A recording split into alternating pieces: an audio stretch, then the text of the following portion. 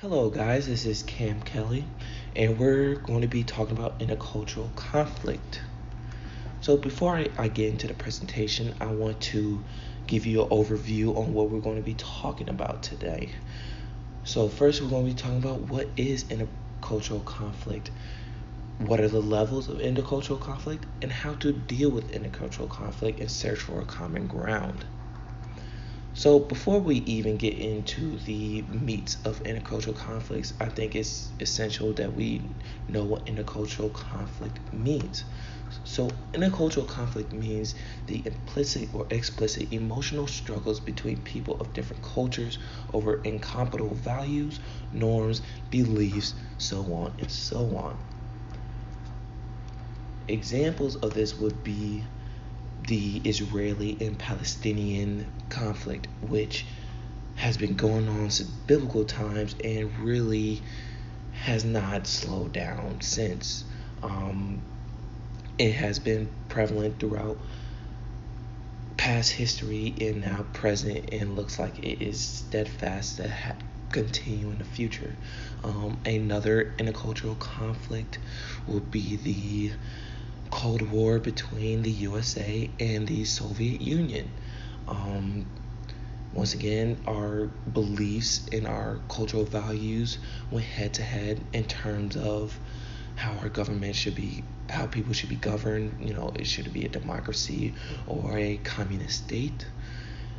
For cultural sports references, another in cultural conflict is the New York Yankees versus the Boston Red Sox, the Boston Celtics versus LA Lakers.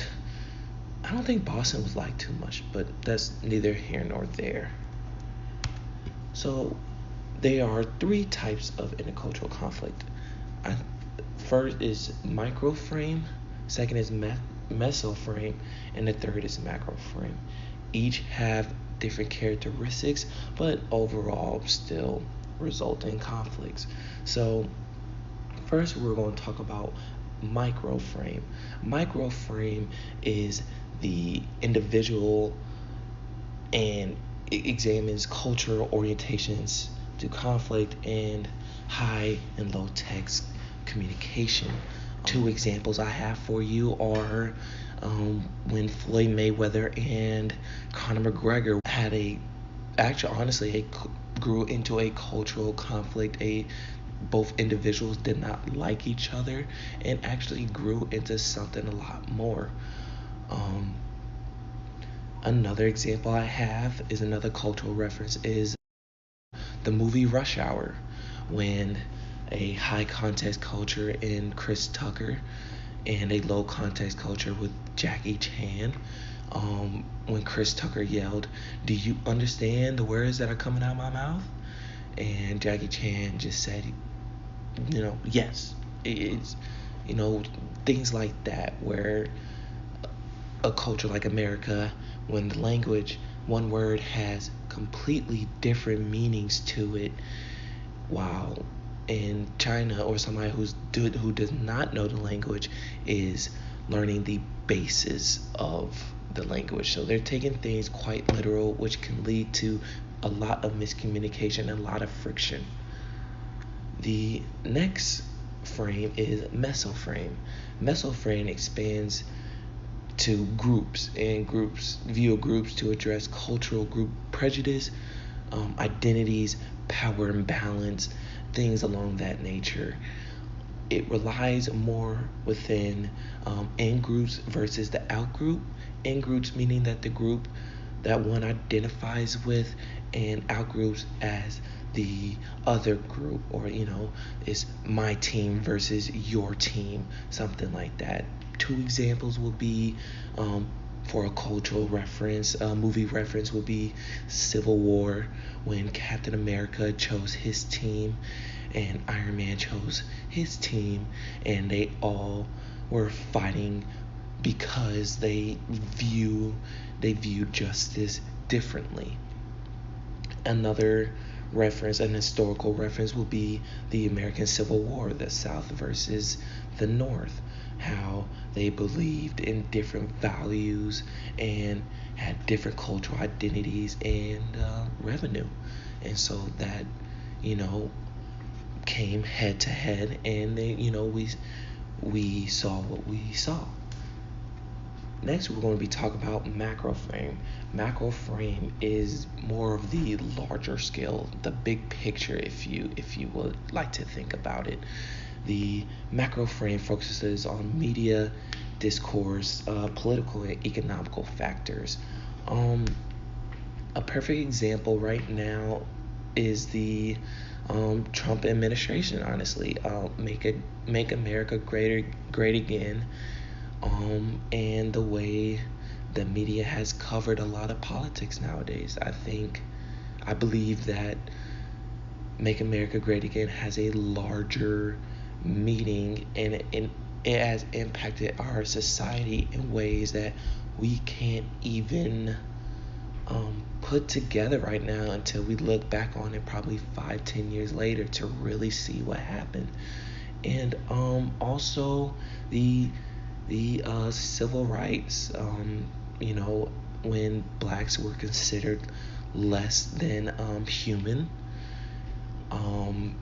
Once again, I think the media played a huge role in this, and the government really portraying and shoving a message down white Americans' minds that the black male and female are less than the white male and female. So those are the three frames of intercultural conflict. And so now we're going to be talking about how can we deal with intercultural conflict? Are there ways to go about it? And there are. I did some research and I came across a thing called cross-culture conflict. Now, the best way I can put this in, how I'm going to put this, is like a house. So imagine a house that is built on a bad foundation. It's not going to last, right? So what do you have to do? You have to go down to the foundation. So let's say the foundation of this intercultural conflict is you have to have the desire to end the conflict. You have to be able to be willing to discuss and reach out across the aisle. You have to be self-aware of your own culture's practice and your own prejudice, stereotypes, and biases, and understand that there has to be another way of going about things, and have to be willing to accept the differences that the culture has with each other. The second step is understanding possible resistance. You have to examine your own values, your own prejudices, towards the opposition. You have to acknowledge the existence of the conflict. You have to really go down to the bone of what is the problem, and have to, once again, looking for a right time to deal with the conflicts. And then the third is building. See, now since we have the foundation, and now we basically have the layout, the woodworks of what this house, this intercultural house, is going to look like. Now we have to start building the house. Since now we have a foundation, a strong foundation, we can now build this house. So now we can build a common ground. What are things that we do like? What are things that are similar, instead of looking at the differences?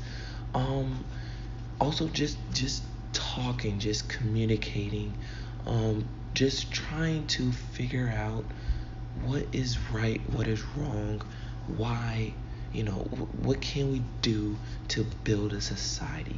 So now once we are at the point of building, now we can build a house that everybody can live in, that has a strong foundation, that is going to be structurally sound for years to come.